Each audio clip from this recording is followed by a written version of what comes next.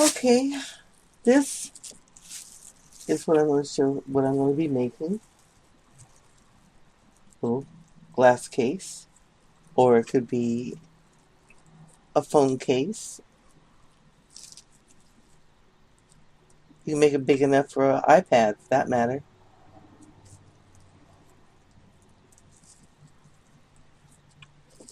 I'm going to show you something.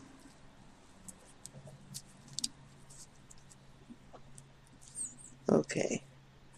See at the top up here how loose it is? And see down here how filled in it is? More opaque. Okay.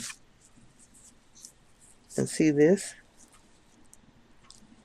It's pretty opaque all the way. There's no yarn in this one. Okay, now here's the difference.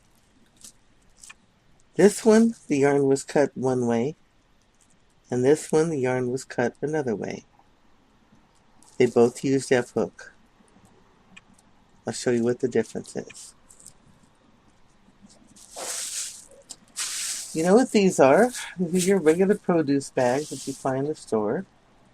And there's two different ways that you can cut these. One requires a lot of assembly because you're making rings, and the other makes strips. One's a continuous strip. So what we're going to do is we're going to take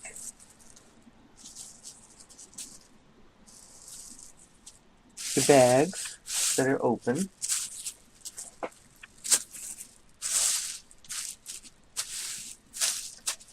and you can do 3 at a time, 4 at a time, if you wish. Take off the bottom closed in.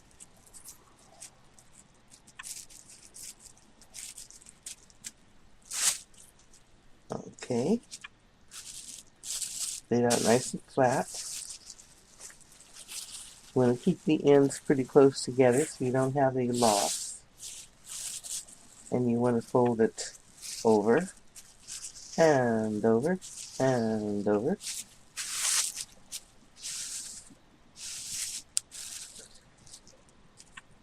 And then you just take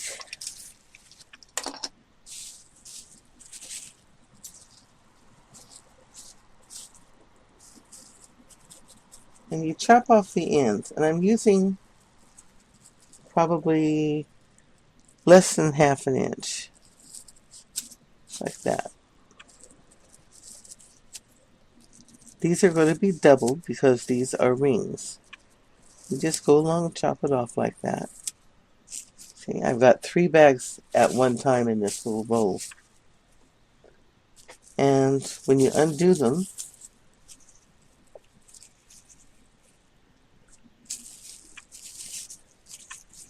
you can see that they make rings. The rings are totally connected. So in order to use these and make Plarn out of them, you need to take your ring and connect it inside your other ring. So, you lay your bag down. You got 1 ring here, 1 ring here. You take your bottom, pull it through the loop,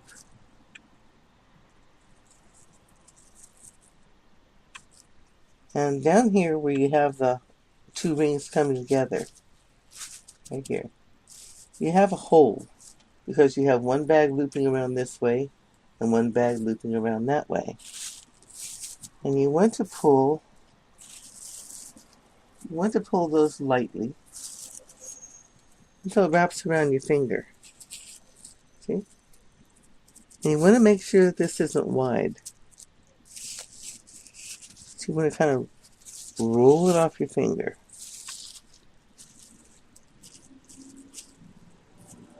Down there. It's not always that hard. And you get a nice little knot. See that? You won't even notice that in your crocheting. I'm going to do that a little faster.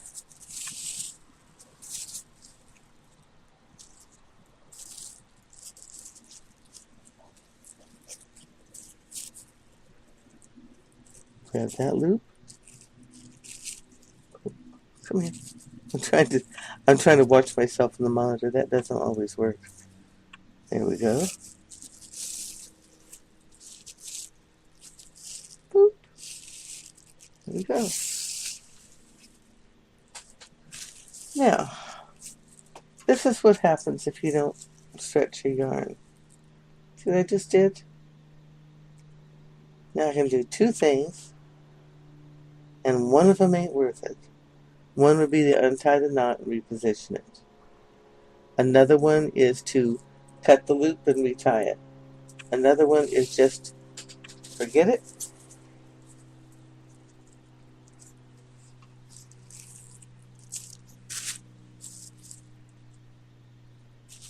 And redo it. I do it in a different spot so you don't have the knot in the same place.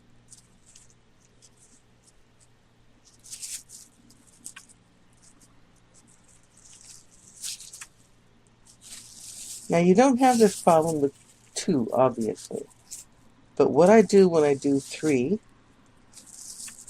is, especially since I'm usually connecting a whole bunch of these, is I'll set something down off my side of my desk that I can loop it on. And that way, the area from this knot to this loop stays even, because the back loop is held on. And you've got everything coming even off that knot. In other words, if you stuck something on this over something like that, it could go sideways. See that? And you'd still have your loop. But if it's going like this, it'll always be straight. So, put that on for you. I'm going to hold the back bag, since I'm only doing 3 of these. There we go. Okay. Now I've got this is what happens when you don't put your finger in. It's not really a big thing for these little bags, because it's still a pretty tiny knot. But if you did this using big grocery bags, you could have a monstrous knot that would really show up in your project. So anyway, you make a whole bunch of those together, and you make them into a ball. The other method of folding and cutting, let me undo this one again. Again, you can use 2 or 3 bags at a time, but you have to be very careful to make sure that you keep track of these 2 far edges. That's very important, because if one gets too far back, you won't be able to cut your material properly. Just take it, fold this up,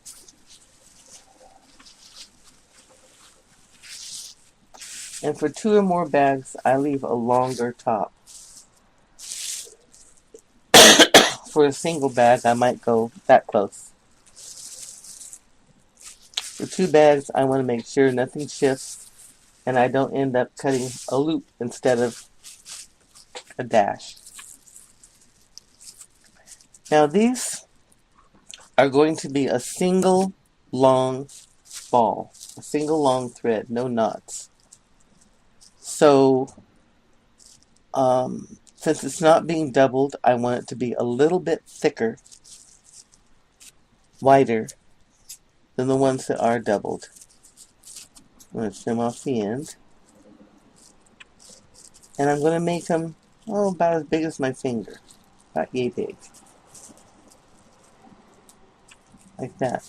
You want to cut right up to, but not over, this part. See that? You're going to have all your loops, but your loops are going to be connected by this backbone. See there? Okay. When you're done, it's going to look like this. Isn't that pretty? Now, first thing I'm going to do is I'm going to separate my 2 sheets. And then you want to come down here and you want to find your backbone. And you want to open it. Just like that.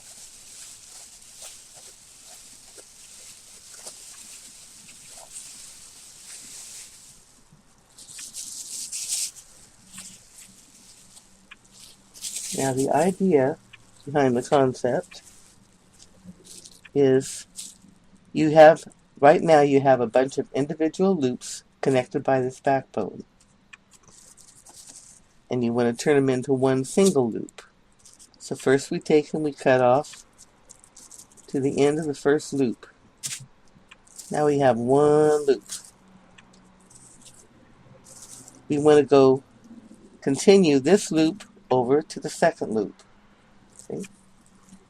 So we're going to take and we're going to cut from the end of this loop over to the beginning of the next loop. And now it's still all one continuous strand.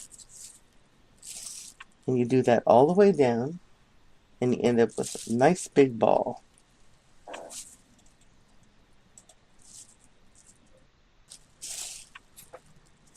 And when you get down the end, you have the beginning in reverse. Duh. Whoops. There we are. And you have your last connection here. Just snip it off. And there's the other end of the snake. And you got all of this in one bag.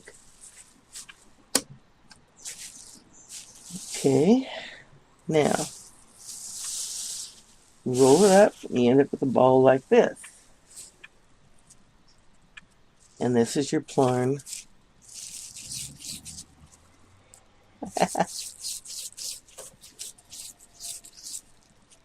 It comes undone very easily. So whether you try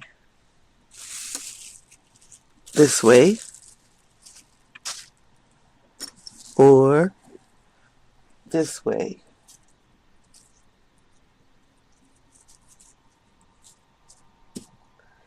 you're going to end up with your ball of Plarn. Now here's the difference. Remember these guys? This one, the denser one, was made with these because these double. You're using a double strand, so you have more density to each stitch. This is more see-through, makes bigger holes, because you're working with a single ply of yarn, Plarn. And I could avoid that by going to a smaller hook. You can use E-hook, F-hook. You can even go down to a D-hook on these. I used F-hook for both of these. So what I did here, the first one I made was an experiment for my mom, is adding yarn as I crocheted with the Plarn, and then adding my embellishments afterwards. So, let's get on with the program. Okay, this whole project is made with single crochets, and we start out with a chain, and this is how I make my slip knots. I hold the yarn in this hand, take the short end, throw it over here, hold on with my thumb and finger. I take this one, the long end, and I fold it over the short end.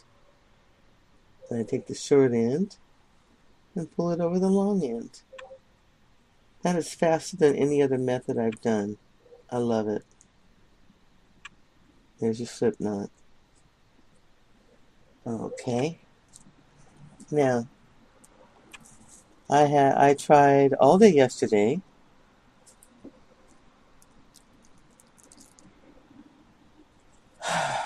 to do this video close up so you can see it really good without getting my hands out of range. Couldn't do it. Kept sticking my hand out so you're looking at the back of my hand. That's because this is a very small project. And it occurred to me that most of you really ought to know how to chain and how to single crochet. You might not need the close-up on this. So I'm going to do it again. I'm going to, for this one, I'm going to chain 10. Actually, I'm going to crochet 12. 1, 2, 3, 4, 5, 6, 7, 8, 9, 10, 11, and 12. And I'm going to come back to the second chain on my hook. I'll show you something here. This will be much easier.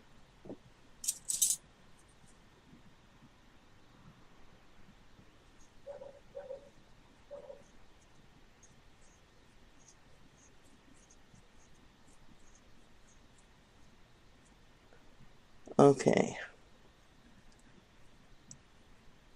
Now on your chain you have back loops. See these back loops? Little back humps. On one side you have the hump. On the other side you have the V. You want to go through these back humps. And what you're left with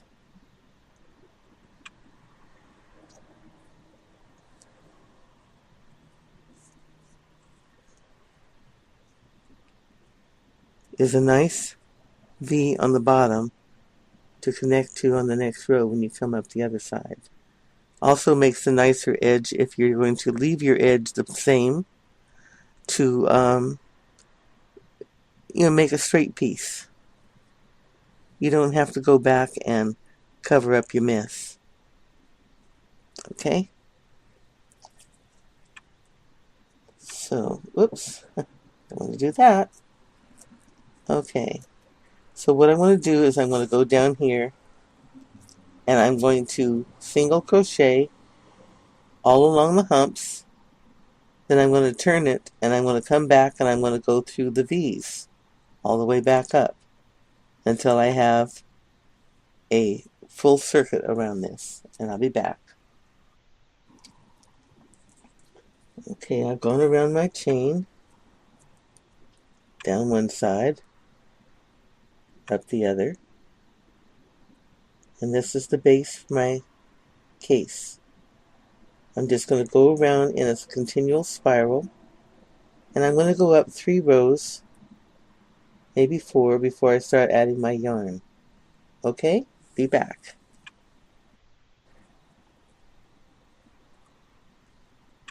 Here you can see I have 3 rows on either side of the backbone. Here's the backbone. And it's already starting to cup. Because when you go around the ends, you don't add extra stitches. See? Getting a little cup. And I have the bottom of my case well organized, well established. Okay, I'll be back. Okay, I'm going to incorporate color into my thread. Now you know how when you have a tail, when you add yarn, you have your tail you need to add on. Well, you're going to hold this along the top of your project just like you would if you were weaving in a tail. Go through, make your single crochet. Oops. The first couple stitches are, okay. Now it's trapped. See that? Go in. Bring your yarn, your Plarn under your yarn. Complete your thing. Go into your next stitch. Now you want this laying on top of the edge and your Plarn behind where you can work with it. This stuff is so wispy it's almost not there. There you go. And this does go fast. You just It's not like when you're trying to start with the chain. Now you're going to feel a drag when you work with this Plarn because it is plastic and it will drag against your hook. It'll drag against each other. If you try to force it, you're just going to stretch your yarn. Now I showed you how thin I make it for making one of these bags. You can make it even thinner and use the small hook. You make something real nice and light and lacy. But I'm going to turn this inside out. If you do, you're going to have to do very delicate work. No pulling hard on the yarn, the Plarn, or you're going to end up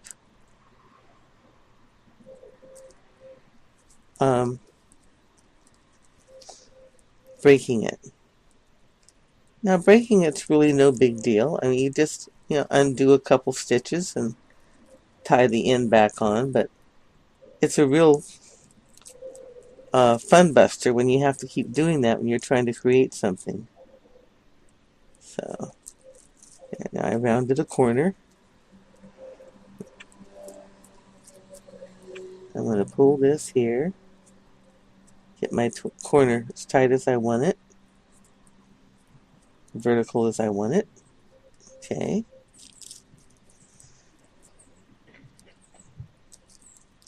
Go around to the other end, and I'm going to start the very next row so that I can adjust my other corner.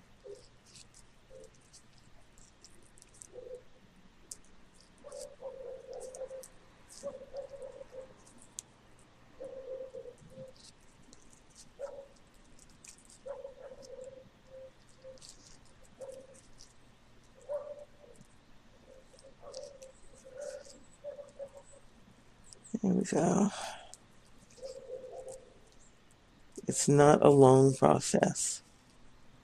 It's a smaller hook and smaller yarn, so of course, if you were using a K hook and bulky yarn, you'd probably have something big enough for a hat by now. There we go.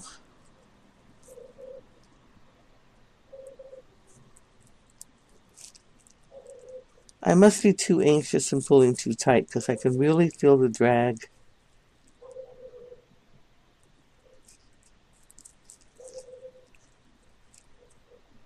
Okay. And I'm going to go into the top of my first trapping stitch. Come here.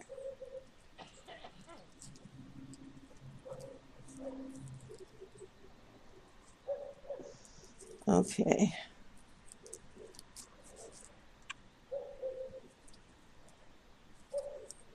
Now I'm going to adjust my yarn.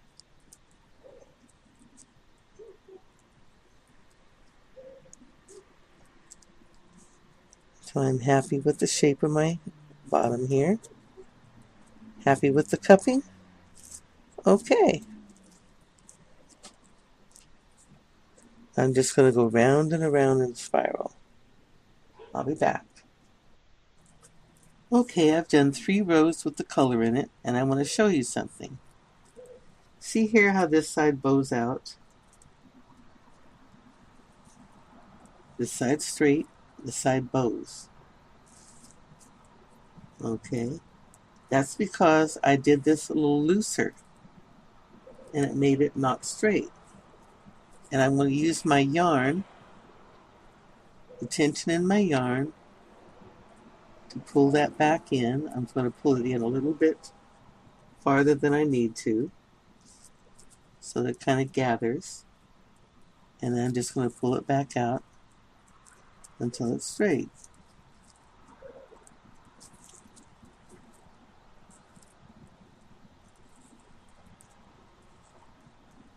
Double check it with my bag.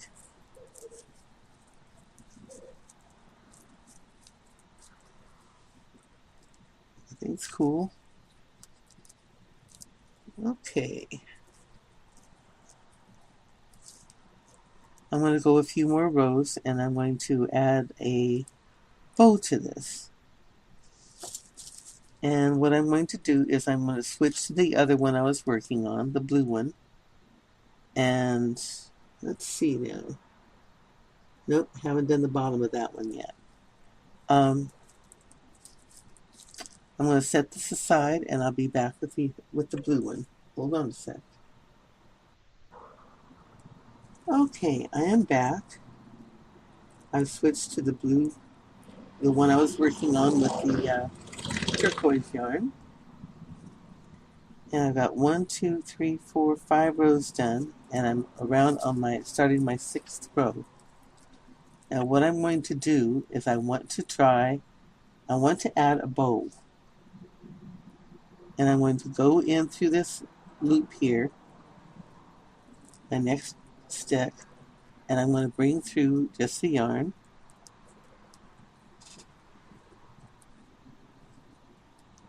Then I'm going to go in through the next loop and bring up just the yarn. Okay.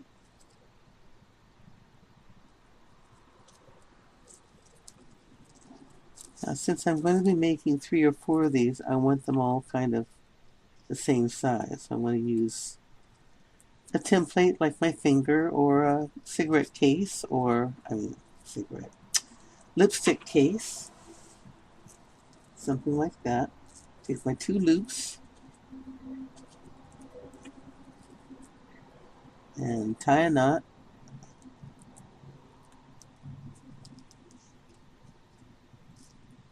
So nice and even.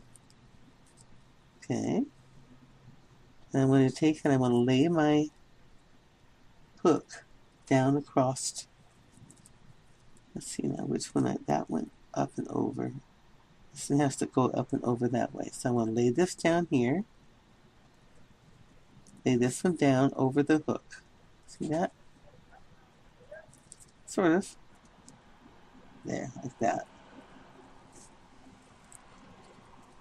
And I'm going to take this one over here. And I'm going to put the hook through it. It's easier for me to go in the other direction. Okay.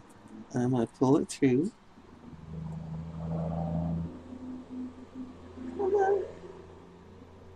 Really I am. Any day now. Pull it through under that other one. There we go. And my bow should be straight instead of sideways now. See there? I'm a little bow. And because I double knotted it, the sides will stay the same even if you throw it in the wash. It gets banged around a lot. Okay.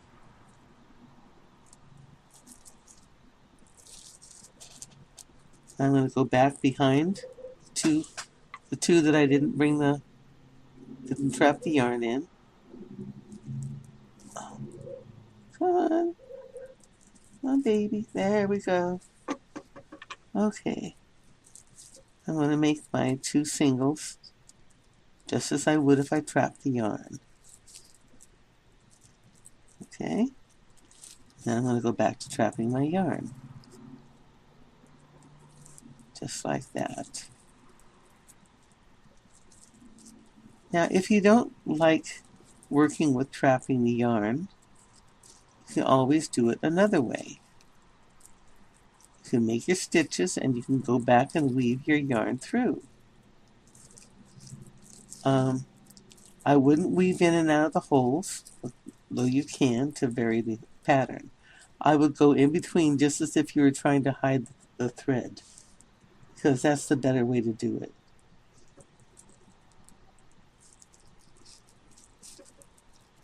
Okay. Now what I think I'll do is I'm going to go up I'll go up around and put a bow here. Maybe I'll go up 2 rounds and put a bow here. Another 2 rounds and put a bow here, and I'll have 3 bows. Okay, I'll be back.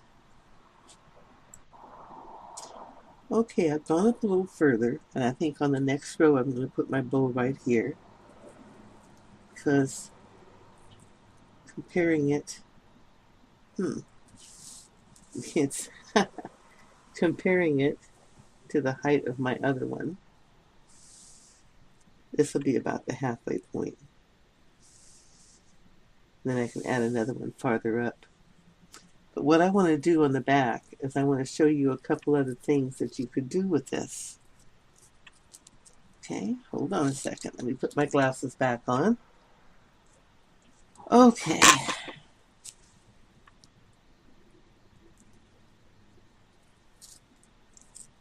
Now,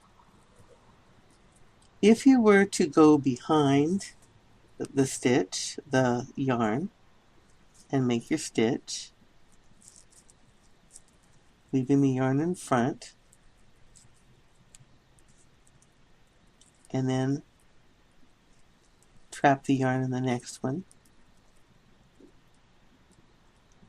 Well, let's say the next 2 or 3. You want it held nice and tight in between. Whoops, not yet. You can do that later.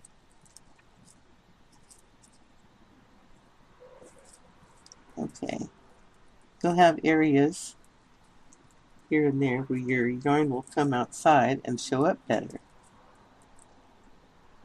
So you can trap your yarn 2 or 3 times and do it in different places.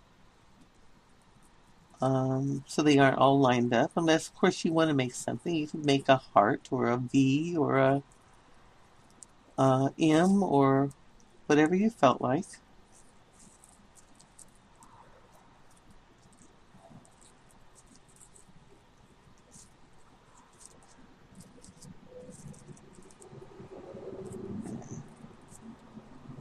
See, it just makes it show up a little bit better every once in a while. Another thing you can do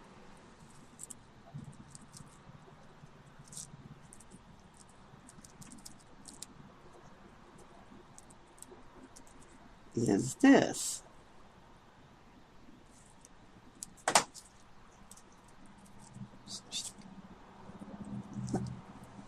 Okay. When you go through to pick up your thread, pick up both of them. You have your plastic and your yarn on the hook. Then just go through only your plastic and finish your single crochet. Then trap your yarn. Then go through and pick up both of them like that. Bring your Plarn through and then trap it. Then go through the next one and bring both of them through. That with the Plarn and the yarn. And then trap it. And you have this.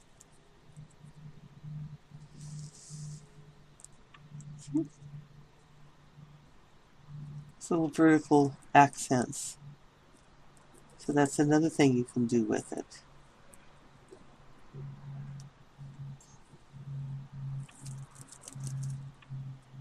See how easy that is to come out if you change your mind?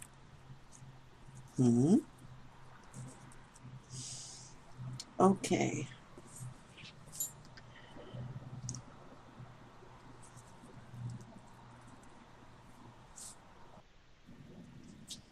Okay, I'm about to put on the second bow.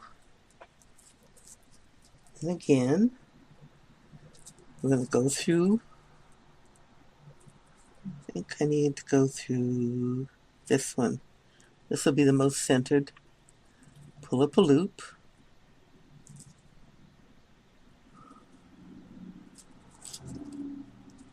And go through the next one.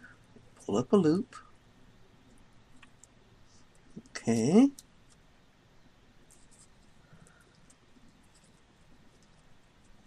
And again. Oops. I'll stick my finger in there. And pull them and equalize. Whoops. Get back up there, you little stinker. There we go.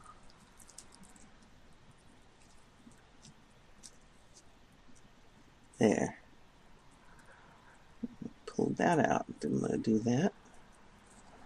Get back in there.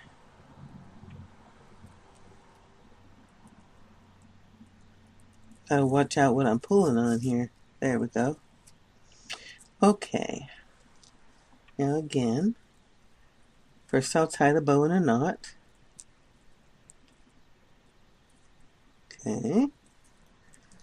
Then I'll lay this across there. Bring this one down and hold it. Bring this one across. Trust me, you don't want to try to tie this bow the second time with your fingers. It is not going to work.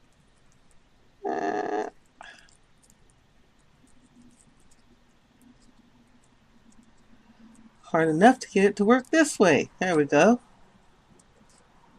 Okay. Just pull it tight. And there's our next bow. See?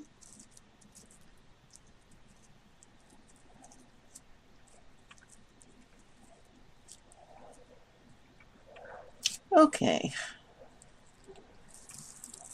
I'll go run, do a few more rounds. First, I want to do these two in back.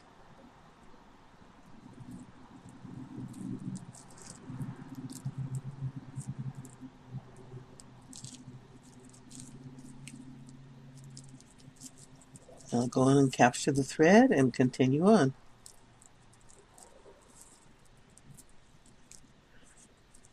There we go. I'm going to go ahead and continue on. About here, I'll put the third one. And when I get up to the top, I'll be back. Okay, I've got the whole length of it done. I've got the blue all through here. Then I stopped and did some more playing. Actually, this darker color in here comes with the bag. Natural coloring on the bag. And then I put one more row of the blue inside up here. Now what I'm going to do at the bottom here and on the very top is do an in-between weave all the way around twice. I'll show you what I mean. It's also a great way to finish off your ends. I left a very long end on this end so that I could do this. Okay, now here's where it ends, going in this direction. So I'm going to come down here and I'm just going to go between posts, in and out. And I'll be doing this twice.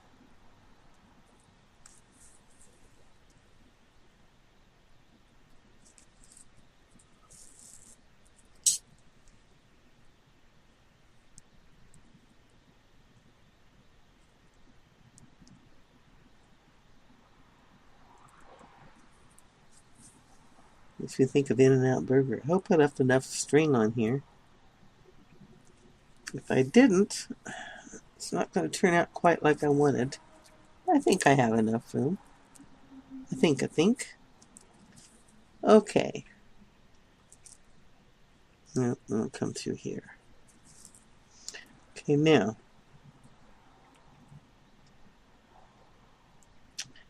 I'm going to come out to the...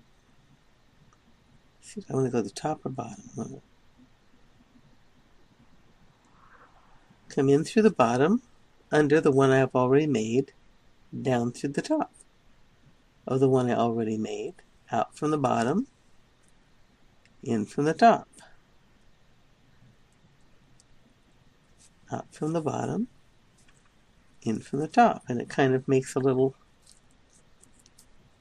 solid line there. Looks like it belongs together. See?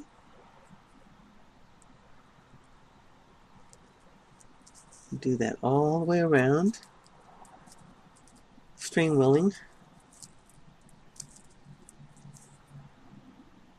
In through the top, out through the bottom,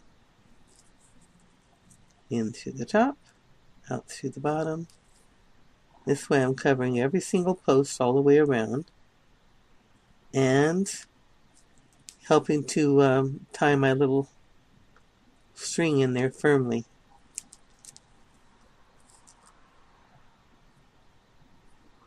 Using my curl here. Oops. Lost my yarn. Put it in the one with the hole in it, girl. Other end don't work. There we go. Okay.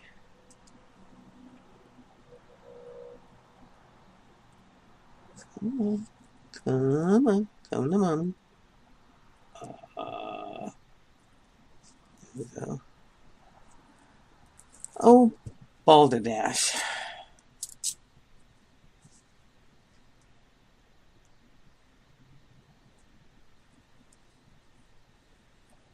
Well, that is the last one. Okay.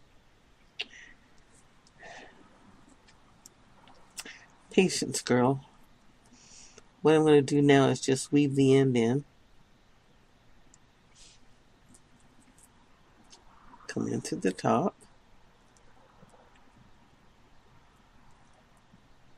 Oops.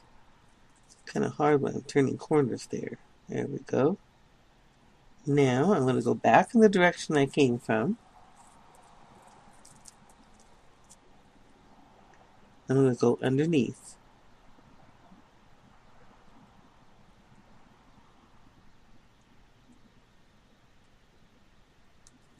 Hide it down under. Like that. There we go. Now since it's around twice, and it's hiding under itself, I don't think there'll be any problem with it coming out, so I'm not going to go a long way. There. See? Makes a nice border to the blue. Now I do the same thing here, and on the top, and I'll be done.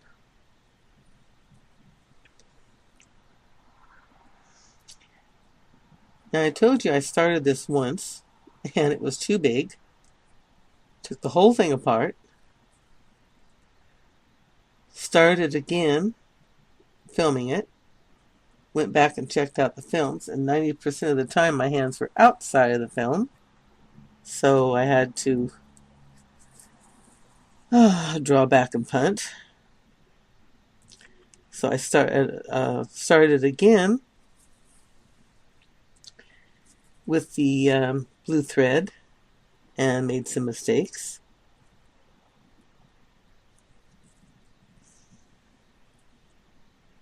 And so I started again with the green, or the multicolor, and then switched back to this one. What a mess. Chris knows how to make a mess. But I finally got it done, huh?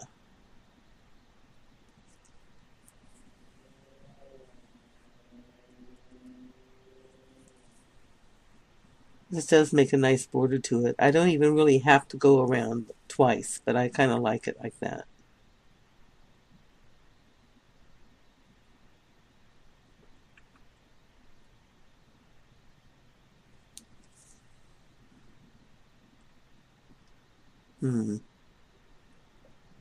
Switching lines here, so it causes problems. So I'll go bottom to top. Since I seem to have started that way, that's one problem about going around and around a circle. When you want to make a straight line like that, it does cause a little bit of a problem. But in the long run, nobody's going to scrutinize and say, oh, look at that. I can tell that it went around in a spiral instead of by layer. No one's going to worry about it. They'll just like the fact that you made one for them. Now, what did I do here? Back over 2? No, I don't think so. Always second guessing myself. I have so many ideas that I want to try and share.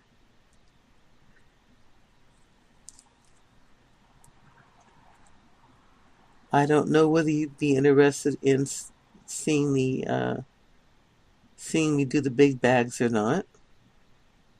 I'll show them to you in a minute. And if you say yes, then I'll put those on. They're made with the large grocery bags.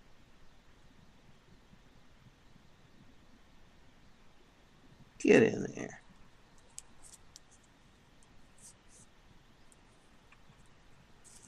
Instead of the little produce bags.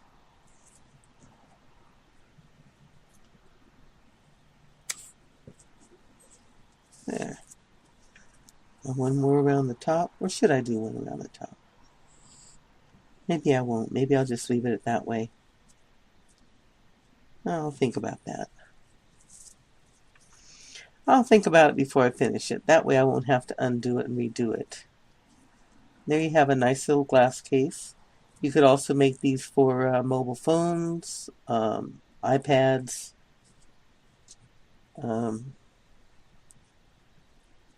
shoot, you can make one big enough for a tablet if you wanted to. Hold on a second.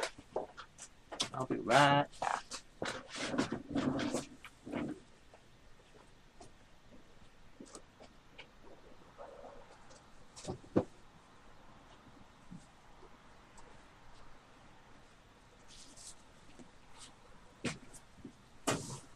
Whoops.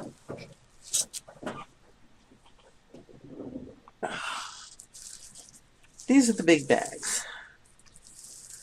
Big grocery bag. Let me zoom out again.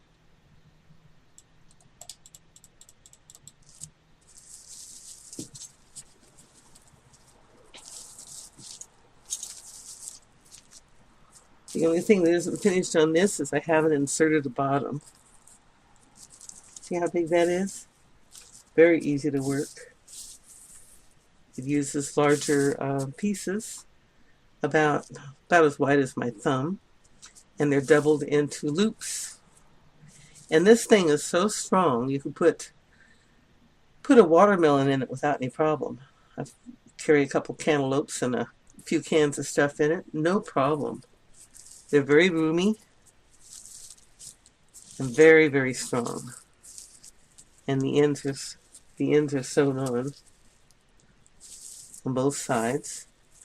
And the nice thing I like about nice thing I like about these is they have a soft feel to them. When the bags are heavy, you don't get that cutting into your hands feeling. It's cushioned enough that you can carry more. So anyway, if you're interested, I'll show you how to make that. Okay? All right. Well, thank you for joining me. I'll be back again with more. Have a great one and happy crocheting.